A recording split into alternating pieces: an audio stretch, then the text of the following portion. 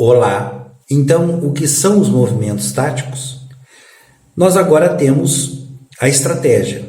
A estratégia é aquela elaboração que articula todos os recursos disponíveis e que faz o enfrentamento às nossas fraquezas, às nossas ameaças, considerando as nossas fortalezas e as oportunidades que teremos. É claro que tudo isso dentro de um cenário já identificado. Se nós temos essa estratégia de como atuar, nós podemos então desenvolver um movimento tático. E um movimento tático nada mais é do que um conjunto de ações que vamos desenvolver para fazer frente aos problemas que temos. É aquilo que é o visível, é aquilo que o adversário, que o inimigo observa. Ele vê, ele analisa e fica pensando qual é a estratégia desse ator. Então, o visível é o movimento tático e aquilo que está subsumido, escondido, é a estratégia.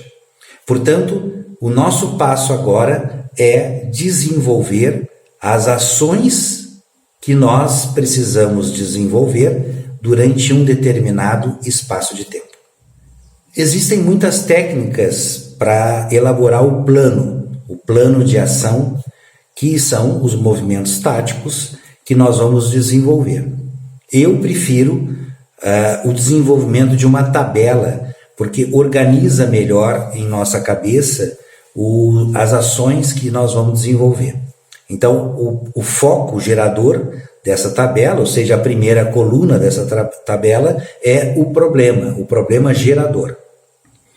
Em seguida, nós vamos ter o público-alvo, ou seja, esse problema implica num determinado público-alvo. Então, a segunda coluna, eu vou definir que esse problema vai envolver o público-alvo XYZ.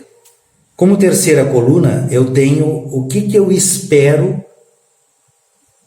de solução para esse problema num determinado tempo.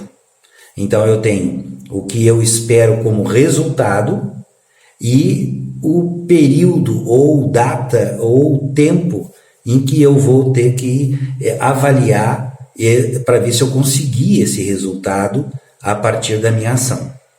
Então, eu tenho o problema, eu tenho o público-alvo, eu tenho o resultado esperado e em que tempo eu espero esse resultado.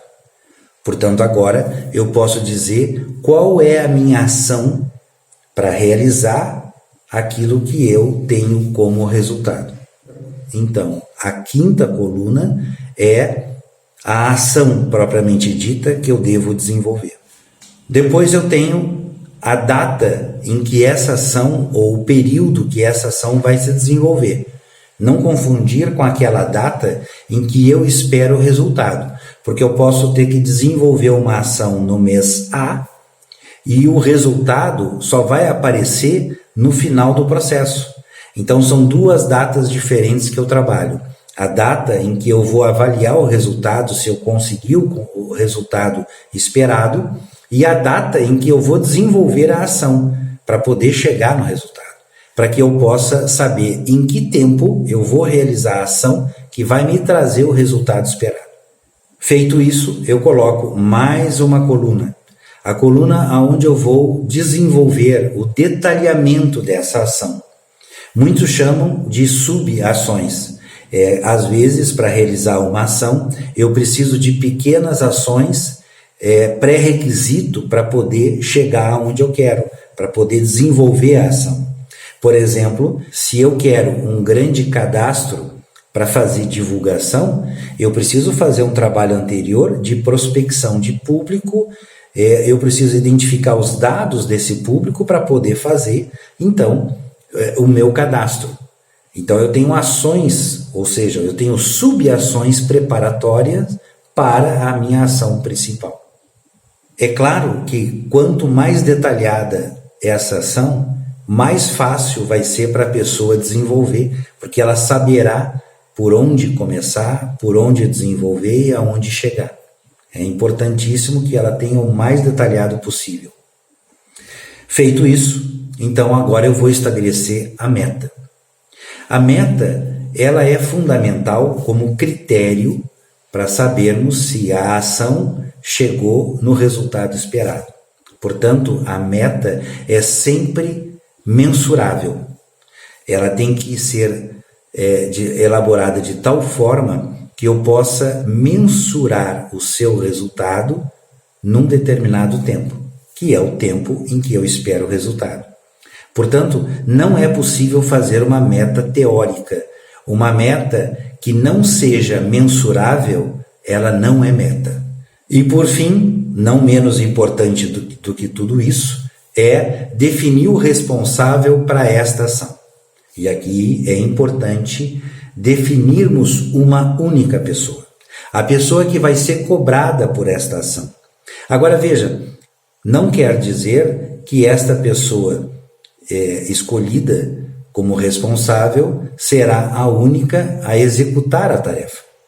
Ela deve agregar o máximo de pessoas que possam ajudar a desenvolver aquela ação.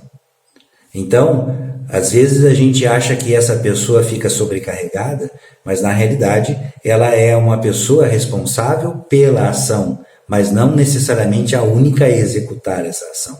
Ela precisa ter um perfil de agregar pessoas que lhe ajude a executar a determinada ação em foco. É claro, às vezes são ações tão pequenas que a pessoa pode executar sozinha, ou o perfil dela é adequado para isso de forma individual. Tudo bem, não há problema. E também há casos em que eu tenha que usar a mesma pessoa para várias ações diferentes. Sim, é possível. Mas quanto maior for a possibilidade de ampliar o leque na execução, melhor. Porque desta forma a pessoa não fica sobrecarregada de ações para desenvolver. E, portanto, o controle acaba sendo mais fácil. Chegamos então a um plano de ação definido. E agora?